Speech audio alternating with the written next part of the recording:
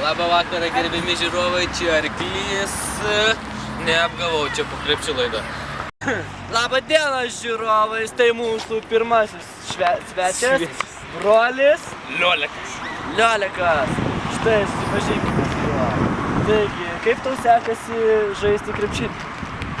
Aš mačiau paskutinės rungtynės, jos buvo tiesiog puikios, nerealios. Tu įmetei pro krepšį daugiausiai taškų. Taip, savo žaidimą tikrai vertinu teigiamai ir to pasekoje tikrai galiu teigti, kad mes žaidžiame labai gerai. Mūsų komanda dabar demonstruoja aukščiausią lygio krepšinį, o aš ypač geriausią formą.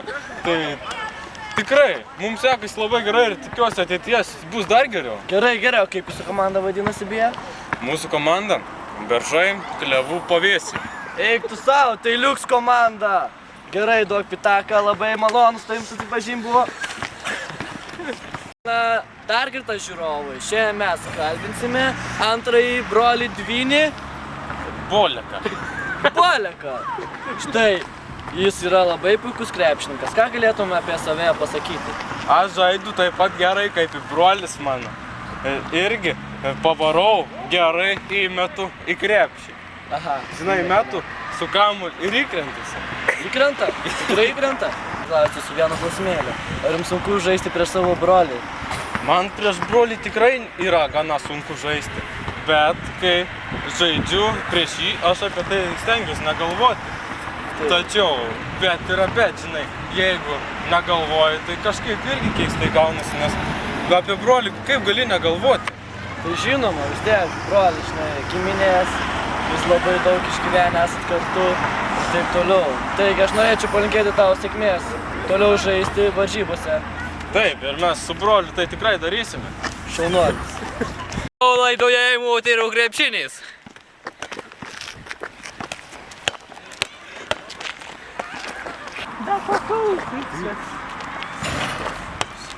Jo, labas, panelė. Labas! Kaip sekasi?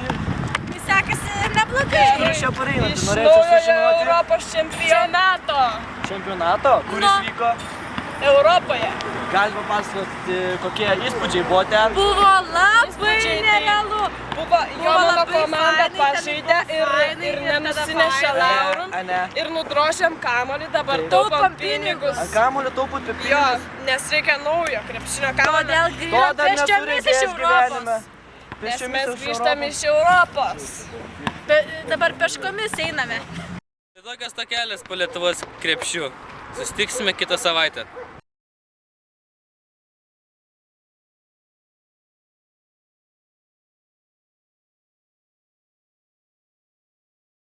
Kad jau baigėsi laida. Ne velnio. Vis galvojam, kokia čia ta pabaiga galėtų būti. Ir vat sugalvojam, ką sugalvojam. Ką padaryt? Apgauti! Nu, vat sugalvojam apgauti. Tai vat kiekvienas dabar pasakysim, ką manome apie šitą laidą. Tai vat aš manau, kad šita laida yra, tokia vat yra. Tokia yra. Kokia yra? Nereali! Nuostabi. Nu tai va, gerai, baigiam tada tą filmą.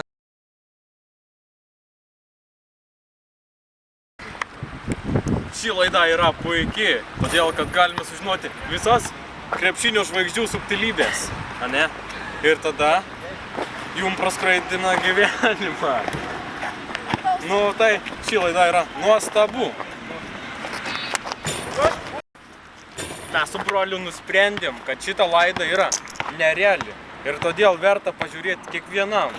Ne tik mažam ir dideliam, bet visi galite žiūrėti, žinai. Всё.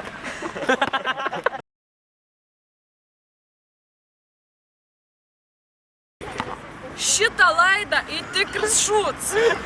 Veizėkite nuo 2008-2005-2006.